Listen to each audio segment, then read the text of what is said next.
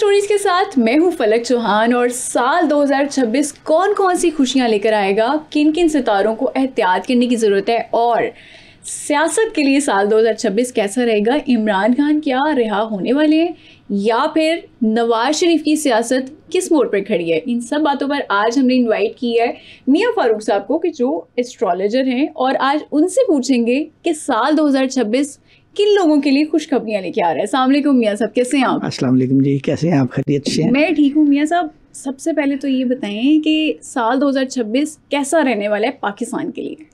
ये this is a turning point जी। ये आफ्टर 30 इयर्स हमारे यहाँ मूवमेंट हो रही है स्टार्स की, और major star is shifting.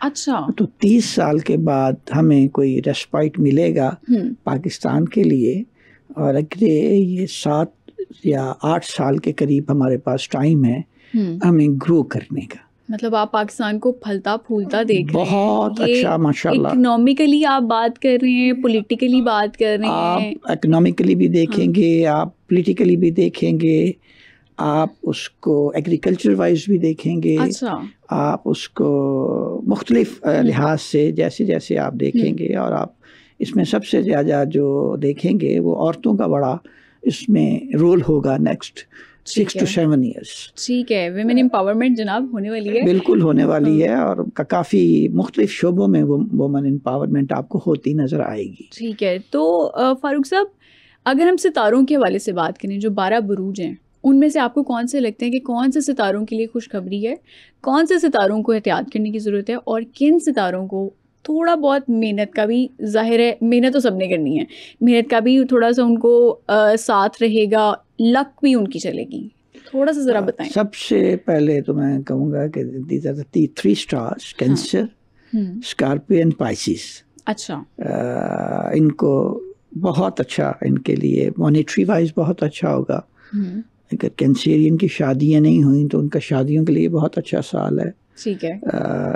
Scorpio और पाइसिस के लिए बच्चों की पढ़ाई का बहुत अच्छा साल है। उनको काफ़ी रिस्पाइट मिलेगा, और उनको काफ़ी आगे उनकी जो है बेसिक फर्दर स्टडीज़ में उनको उसकी मदद मिलेगी। ठीक है। एरीज और लिब्रा वालों को बड़ी एहतियात करनी चाहिए। अच्छा, the major planet is shifting. उसमें जो उसमें सैटर्न है, उसमें नेपच्यून है, वो उनके घर में आ रहे हैं। They should be very careful. वो अलवियन से क्रिएट कर देते हैं। इसी तरह लिब्रा वालों के 7वें घर में वो आ रहे हैं, तो लिब्रा वालों को एहतियात करनी चाहिए अपने ज़ाती तल्लुकात में, अपने दोस्त अहबाब में।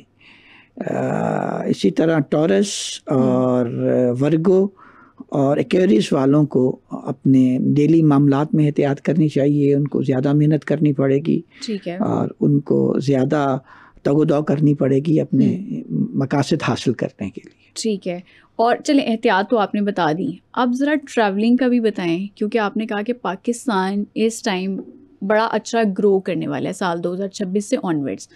हमने देखा कि इंटरनेशनली अगर हम देखें तो बहुत पूरी दुनिया की नज़र पाकिस्तान पे है, चाहे वो अमन ओमान के हवाले से हो, चाहे वो इकोनॉमिकली हो या फिर पॉलिटिकली भी हो। कहीं ना कहीं पाकिस्तान का नाम हमने ट्रंप साहब से भी सुना और मोदी से भी सुना, इंडिया से भी। तो हमारे जो मुखालफीन हैं या जो हमारा नेबरहुड कंट्रीज़ हैं, उनके हवाले से बताइएगा कि पाकिस्तान क्या सुरखरू होगा? बड़ा अच्छा सवाल किया आपने, और स्पेशली मैं इंडिया के बारे में आपको बताऊंगा कि उनके जो उनके जायचे के मुताबिक इंडिया के उनकी मास की दशा शुरू हुई है, और वो 3.5 से 4 साल उनके लिए बड़ा मुश्किल पीरियड है। अच्छा, हाँ, ठीक है। उनके लिए उनके ताल्लुकात मुख्तलिफ मुल्कों के साथ और उसके अंदरूनी ग्रोथ में भी उनको काफ़ी हिंड्रेंस आएगी, और उनको अंदरूनी काफ़ी प्रॉब्लम्स आएंगे। इसी तरह अमेरिका में मुझे लगता है कि ट्रंप साहब की मुखालफत बहुत बढ़ जाएगी, और ट्रंप साहब को काफ़ी मामलात में पीछे हटना पड़ेगा। ट्रंप को नोबेल इनाम मिलेगा? आई डोंट थिंक सो कि उनको नोबेल इनाम मिले। उनकी रिकमेंडेशन तो बहुत सारी होंगी, मगर वो नोबेल इनाम की तरफ नहीं जा सकेंगे। ठीक है, उनको अपनी पड़ जाएगी, उनको अपने ऐसे मामलात उनके बाहर आ जाएंगे जिनमें से उनको काफ़ी अपना संभालना मुश्किल हो जाएगा। ठीक है, तो फारूक साहब, इंडिया की आपने हमें बता दी कि 3 से 4 साल उनके लिए बहुत मुश्किल रहने वाले हैं।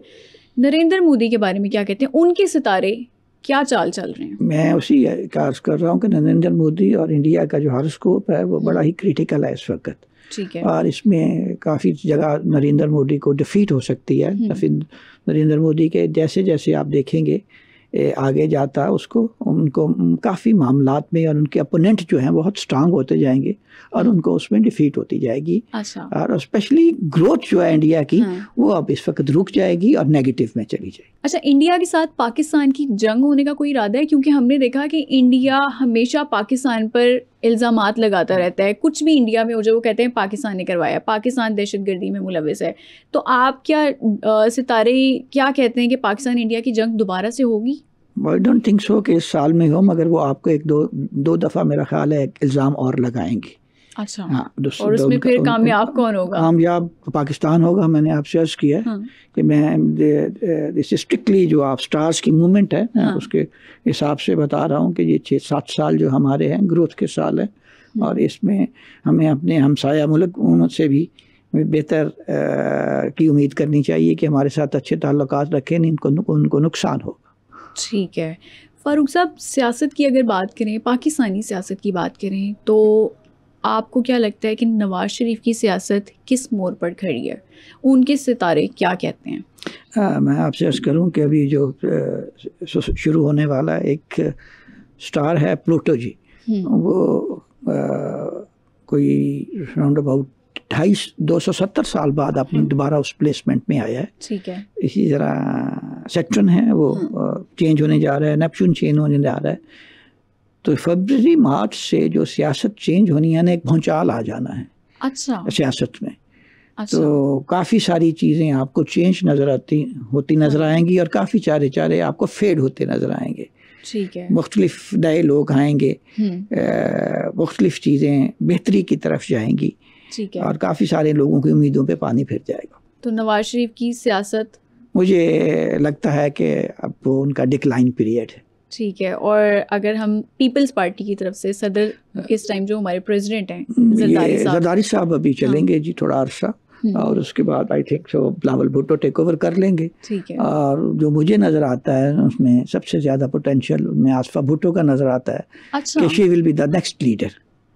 अच्छा, आप बिलावल भुट्टो को छोड़ के आपने आसफा भुट्टो का कहा है कि वो नेक्स्ट लीडर बनेगी? जी, मतलब उनके सितारे ज़्यादा स्ट्रॉन्ग हैं। जी, मुझे आपने स्टार्स का पूछा है तो जो आपकी उनकी डेट ऑफ बर्थ है उसके मुताबिक जो है मुझे आसफा भुट्टो अल्टीमेटली पीपल्स पार्टी को लीड करती नजर आती है। ठीक है। तो अगर फारूक साहब हम बात करें बिलावल भुट्टो जरदारी की और मरियम नवाज की, जी, आपको क्या लगता है कि पहले कौन वज़ीर आज़म बनेगा या किसकी दौड़ वज़ीर आज़म तक है? दोनों ही वज़ीर आज़म के कैंडिडेट हैं जी। और दोनों ही बड़े स्ट्रॉन्ग हैं, उनकी बहुत पुश है पीछे से।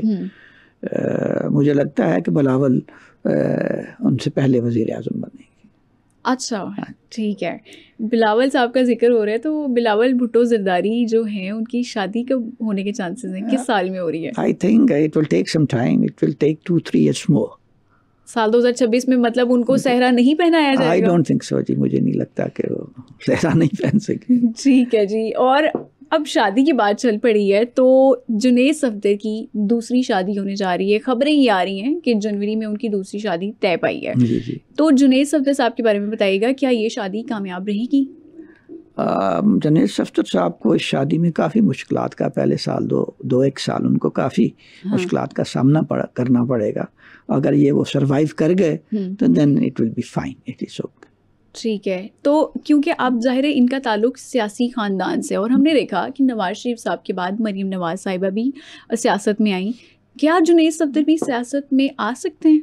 जी, आई थिंक सो कि वो जो उनका देखा है मैंने, आपने बताया, तो मेरा ख्याल है वो सियासत में आ चुके हैं। अभी उनको लॉन्च नहीं किया गया, मगर उनको काफ़ी रमूज सिखाए गए हैं सियासत के, और उनको बताए जा रहे हैं, उनकी बाकायदा तौर पे ग्रूमिंग हो रही है सियासत के लिए। अच्छा फारूक साहब, इमरान खान के बारे में हम सुनते हैं, जो PTI लीडर भी हैं, इमरान खान के बारे में हर कोई हमें पेशन गोइयाँ करता नज़र आता है कि वो इस साल आ रहे हैं या इस महीने में जेल से रिहा होने वाले हैं।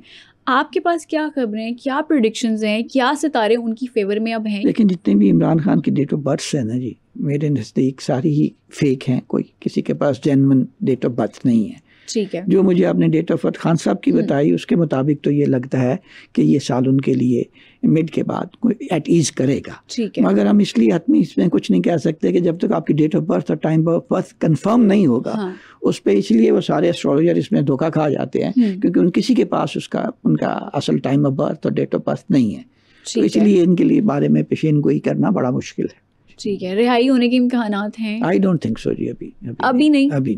ठीक हो गया। अच्छा, अब ये बात तो हमने कर ली सियासत के मैदान से, खेलों के मैदान से ज़रा हम जानते हैं कि बाबर आजम के सितारे क्या कहते हैं साल 2026? बाबर आजम को जी अभी मेरा ख्याल है इट विल टेक अप्रैल या मई के बाद उनकी परफॉर्मेंस बहुत बेहतर हो जाएगी। वो एक दो ढाई साल का पैच जो उनका अच्छा नहीं गुजरा वो अपनी दोबारा फॉर्म में आ जाएंगे। सर, आपने खेल के मैदान से बाबर आजम का तो हमें बता दिया, लेकिन अब हम क्रिकेट के मैदान से अगर बात करें तो क्रिकेट के हवाले से ना पाकिस्तान कोई अच्छा परफॉर्म नहीं कर सका। आपके मुताबिक प्रेडिक्शंस क्या हैं एस्ट्रोलॉजी के मुताबिक कि क्रिकेट के मैदान से अब कोई खुशियाँ आ सकती हैं पाकिस्तान के लिए? आई डोंट थिंक सो जी, अभी it will take some time, it will take 1.5 year more, ठीक है, जिसमें ये हमारी टीम बेहतर होएगी, अच्छे लड़के आएंगे, काफ़ी सारे जो लड़के हैं जो इस टीम में भी हैं और बाहर से भी जो हमारे रिजर्व में हैं उनमें से दोबारा टीम बनेगी और वो जो नई टीम बनेगी वो आपको बड़ी अच्छी खबरें ला के देगी। It will take I think so 1.5 year more. मतलब कि साल 2026 में कुछ भी नहीं है क्रिकेट के मैदान से, कोई हमें खुशी नहीं मिल सकती। एक आधा टूर्नामेंट आप जीत सकते हैं, मगर रेगुलर आपकी टीम जो फॉर्म में आएगी वो 27 और 28 है। ठीक है। जो इन्फ्लुएंसर्स हैं उनके हवाले से भी बात कर लेते हैं, क्योंकि हमने देखा कि साल 2025 सोशल मीडिया इन्फ्लुएंसर्स के लिए बहुत मुश्किल रहा। रजब भट्ट की बात कर लिए, उनके ऊपर बहुत सारे केसेस हमें देखने को मिले। रजब भट्ट के हवाले से बताइएगा कि क्या 2026 उनके लिए कोई पुरसुकून साल साबित हो सकता है? आप रजब भट्ट की बात कर रही हैं तो रजब भट्ट के सारे मामलात में उनका अपना कसूर है। अच्छा। आप किसी को ब्लेम नहीं दे सकते, जिस तरह वो व्लॉगिंग करते रहे या जिस तरह वो बहुत बेबाक तरीके से, तो वो उनको चाहिए कि अपने आप को थोड़ा सा ठीक करें और उनके लिए काफ़ी सारी आसानियाँ होंगी, मगर अभी थोड़ा सा वो मुश्किल वक्त है उनके लिए, कोई 8-10 महीने वो मुश्किल वक्त है। ठीक है। He has to bear that। जो केसेस चल रहे हैं रजब भट्ट के ऊपर, क्या वो केसेस में थोड़ी नरमी देखेंगे या केसेस मजीद बढ़ेंगे? ये अभी बढ़ेंगे केसेस। अच्छा। हाँ जी, को 8-10 महीने बाद जाके इनको रिस्पाइट मिलेगा। जाके इनको थोड़ा सा अपने आप को बेहतर करना चाहिए। ठीक है। और बड़ा लो डाउन रहना चाहिए।